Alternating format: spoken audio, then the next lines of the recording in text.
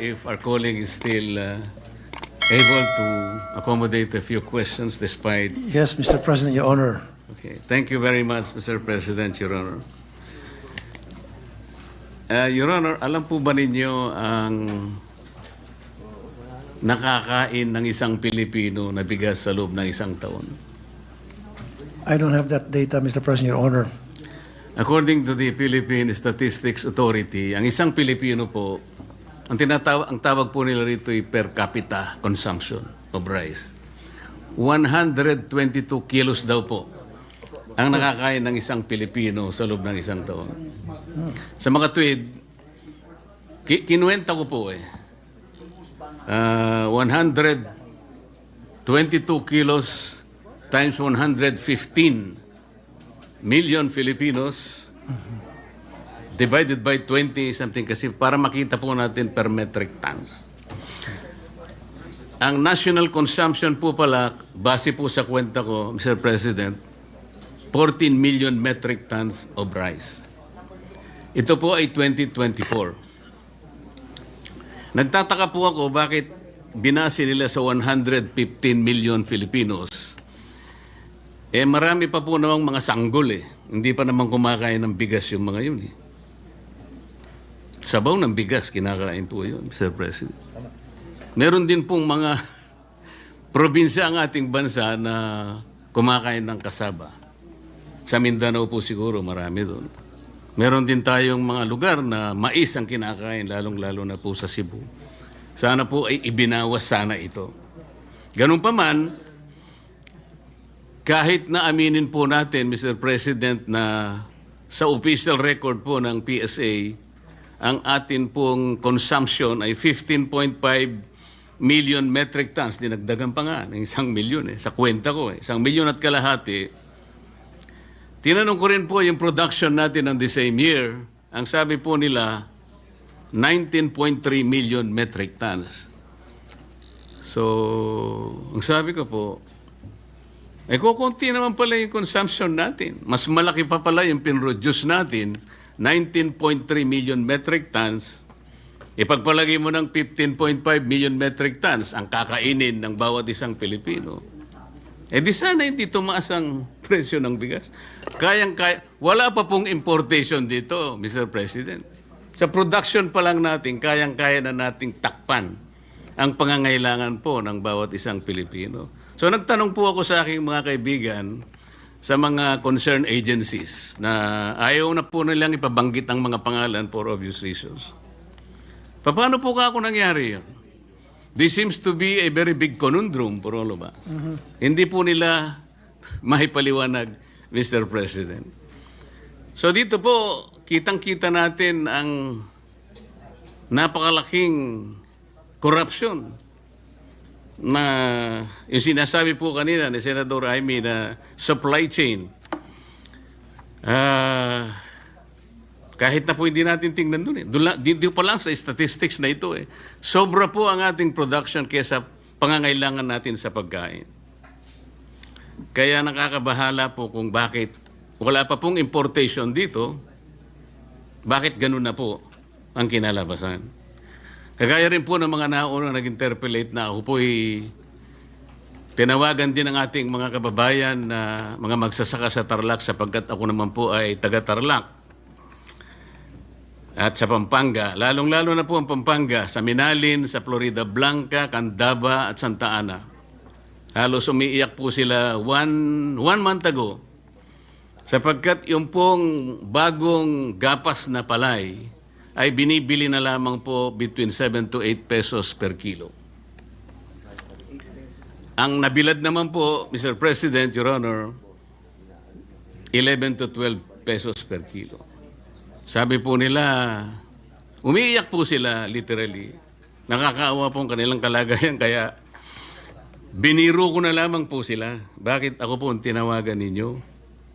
Kasi po Kapampangan kayo si Senador Lito Lapid, Kapampangan din.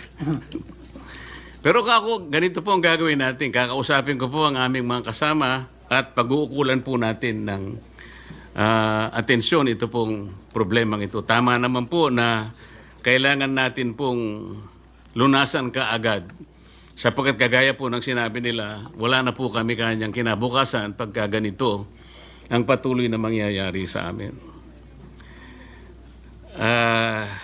Kasaptar lang po, katulad po ng pinag-uusapan nating tarification law, yung biyaya at pangako ng rice tarification law, sa barangay ko lamang po ay halos meron pang natitirang between 35 to 40 farmers na nabubuhay, Mr. President, Your Honor.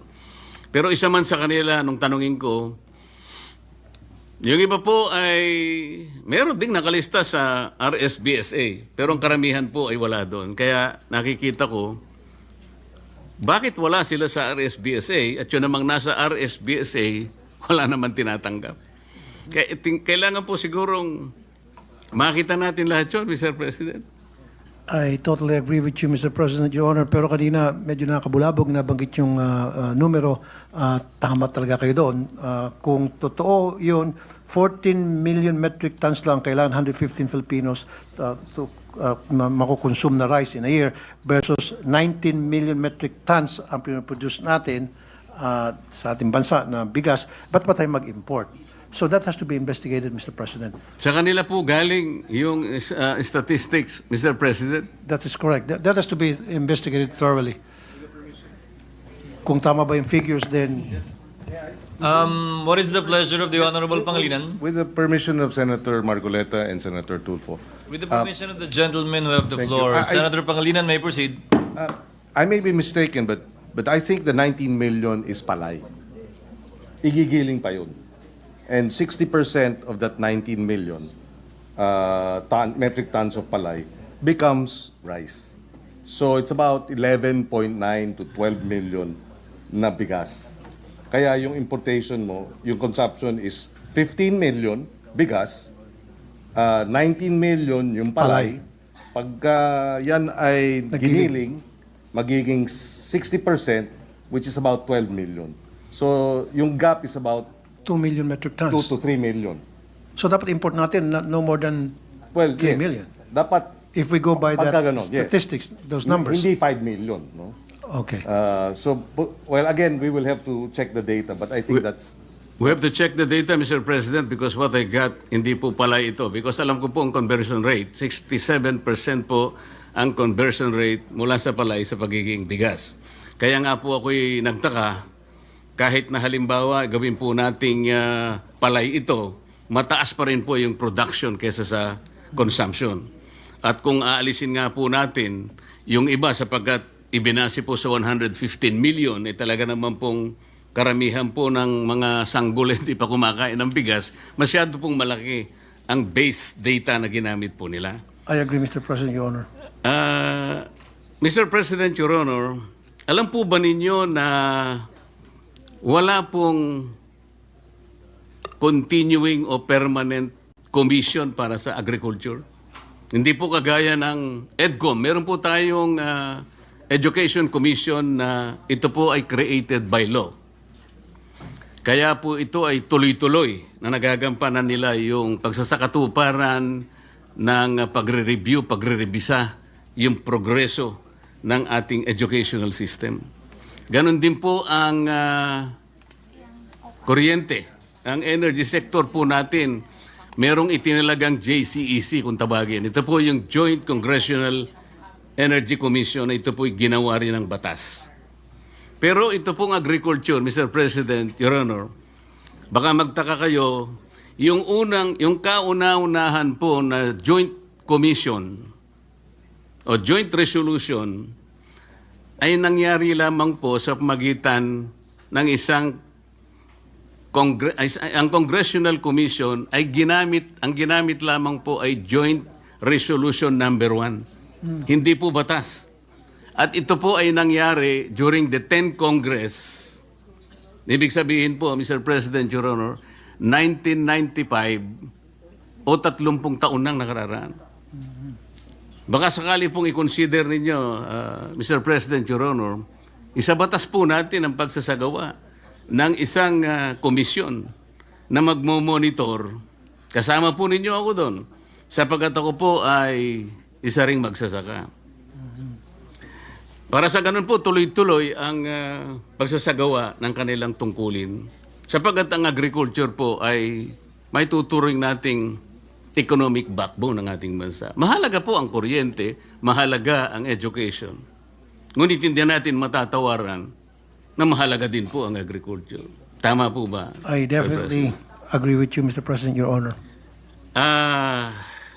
Hindi ko po sinasabi na may ayaw ko pong iwasan na sakasakali ang NFA makatulong po. I am with you in probably revisiting the NFA's function in relation to what it can do para sa ganun po ay maayos natin ang ating problema. But let us not put our eggs in one basket, Mr. President, Your Honor. Alam po ninyo, nakita ko po marami na pong mga batas na ginawa ang Congress. Meron po akong masasabing mangilan sa inyo. Halimbawa, meron po tayong batas na ginawa. Hindi ko na lang pong maalala ilang taon na nakararaan. Na doon po ay nagkaroon ng mandato na bigyan natin ng guaranteed price ang palay. Let us revisit that, Mr. President. Nandun po sa batas yun eh. Guaranteed price for palay. Ngunit hindi natutupad. Hindi nangyari. Sapagkat ang problema po rito ay implementation. Meron din po tayong batas, Mr. President, Your Honor, na nagpanukala o ang kanyang layunin, lahat po ng makinarya, mga equipment na gagamitin po ng ating mga magsasaka ay dito na lamang sa ating bansa gagawin. Batas po yun. Kailanman hindi nagkaroon ng katuparan. Hanggang ngayon po nag-i-import tayo. Meron din po tayong batas na nagsabi, hindi po ako nagkakamali dito sa Fisheries and Agriculture Modernization Act, kung saan po dedicated po yung mga lupa na kailangan pagtamnan. Ano man ang mangyari, hindi pwedeng palitan. Ngayon po, ang reclassification and conversion po ng mga lupa, kaliwat kanan na po ang nangyayari. Isang araw po gigising tayo, Mr. President. Baka wala na po tayong mapagtamnan, kahit kangkong na lang. Are you with me, Mr. President, Your Honor? Yes, Mr. President, Your Honor. Meron pa pong batas, Mr. President, Your Honor. Nagtakda po yung batas na 25% ng loanable fund ng isang bangko ay ipapahiram sa mga magsasaka. Hindi po nangyayari. Ang bangko po siguro sapagkat masyadong commercialized. Pero yung po tumutukoy hindi lang private banks po pati public banks. Talagang kailangang bigyan 25% ng kanilang pondo ipautang. Gumawa po sila ng paraan para maiwasan ito, ibinigay sa mga mangungutang na kunwari related sa agriculture, doon po napunta kaya napakaraming warehouse po na nangyari. Pero sa farmer po, walang masya. Ano pong gusto kong ipaintindi, Mr. President? Ang oversight function po ng Congress ay napakabisa rin. Tingnan po natin, repasuhin nating lahat. At mula doon, marami po tayo may tutulong sa ating mga kababayan. Salamat po, Mr. President, Your Honor. Thank you, Mr. President. Thank you, Your Honor.